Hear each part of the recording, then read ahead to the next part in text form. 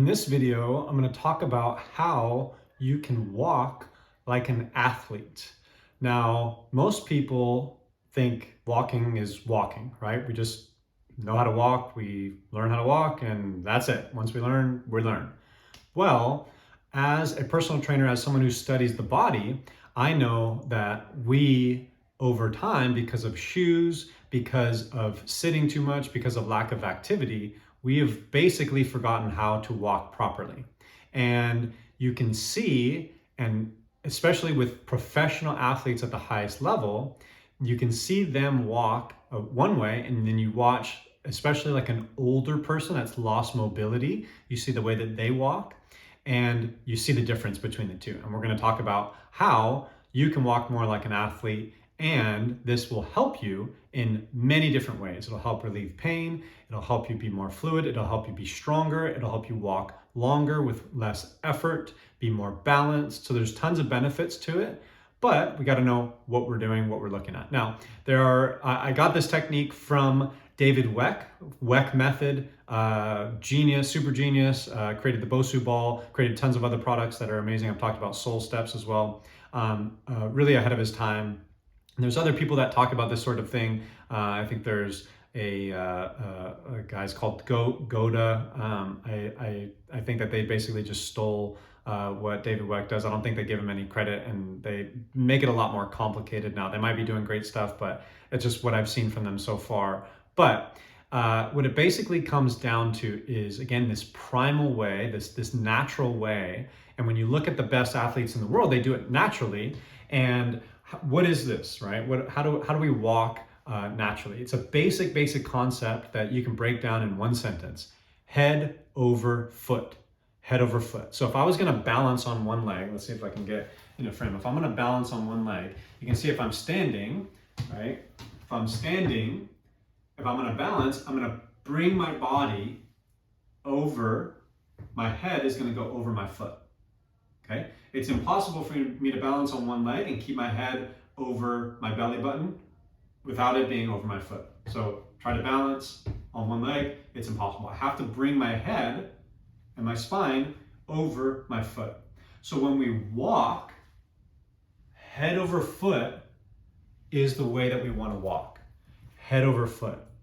Now, to walk like an athlete, now you don't have to walk like this in regard to what I'm about to show you, but the head over foot technique is the basic principle. But you see athletes do this, right? You see athletes do it, but they have swagger, right? And this is how they walk, right? They walk with, coming out of my shoes. They walk with this swagger, head over foot, head over foot, head over foot, head over foot. They put this extra kind of swagger shoulder drop, which is actually another part of running. If you've ever seen Deion Sanders intercept the football back in the day, he would boom, boom, boom. Every time that foot would hit, he would drive into the ground, drive into the ground. If you see basketball players, right, when they make a crossover step, they hit the foot, boom. I used to teach one-on-one skills and offensive basketball skills, and this is one of the techniques that we would do. We get over here, head over foot, boom, all right? We didn't teach it head over foot. We taught it, okay, you want your knee in this position, your foot in this position, your toes forward, boom, and you explode. But putting your weight on that foot is gonna allow you to have balance. So again, if I'm an athlete, I don't wanna be off balance. I need to have balance. If I'm gonna catch a pass, if I'm gonna shoot, if I'm gonna dribble, if I'm gonna move, I have to have good balance. And having my center in a balanced position, especially if I'm on one leg, head over foot, that's gonna give me an advantage, but it's also just gonna let me, transfer weight through that foot and be able to push off and do what I wanna do. So to walk like an athlete, we've got that swagger, right? Well, you don't have to walk like that. And I would say most people probably don't want to walk like that. They're like, JD, that's not what I'm going for here. But if you have that little swagger, right? And if you're an athlete, if you're someone who is, in sports and things like that, you might want to walk like that because you think you're cool. But for the normal everyday person, probably don't want to have all of that, right? Movement going on. And I wouldn't say it's necessarily a good thing either. But what you can think about is head over foot, exaggerate it, turn your body a little bit, turn your body a little bit, turn your body a little bit, and then you're gonna smooth it out. So I start like this, turn, again, head over foot. So at any moment I can balance. Head over foot, I can balance. Head over foot, I can balance. Now, when I smooth it out, I don't turn as much. I don't dip and swagger into it as much. I just step, step, step, step, step, and then start to flow. Boom, boom, boom, boom. So it's very subtle in that head over foot movement. But again, this is really crucial because if I was going to balance, let's just say someone tries to push me and I'm on one foot, I have a much better chance of being balanced here than if I was in the middle and someone pushes me, boom, I'm going to fall, or boom, I'm going to fall. I have this athletic position. So that flow that we get from the head over foot is almost kind of like a spiraling motion. Okay, you can think of it kind of like the infinity sign, right? That spiraling motion. You want movement in your hips. You want movement in your shoulders.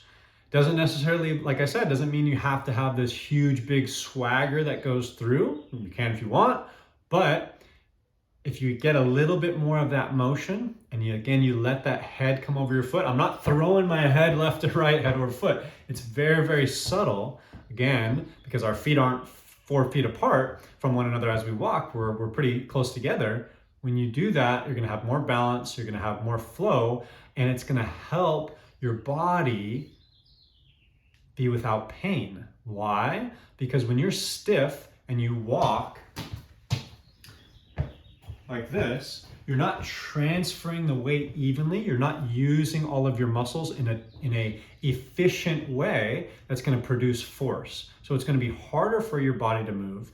Your pelvis, your spine, your shoulder girdle is not going to get motion in it like it normally needs. And there's always some form of rotation. Doesn't matter if you're doing a squat, a push, a pull, there's always some form of rotation in the joints. So if we don't walk like that, if we walk like a robot, then you're not going to be walking the way that your body was built to walk. It's not going to have, again, that same level of force, that same level of balance. So again, head over foot technique. As you walk, you can exaggerate to start. Head over foot. It's almost like I'm turning over this entire leg and foot.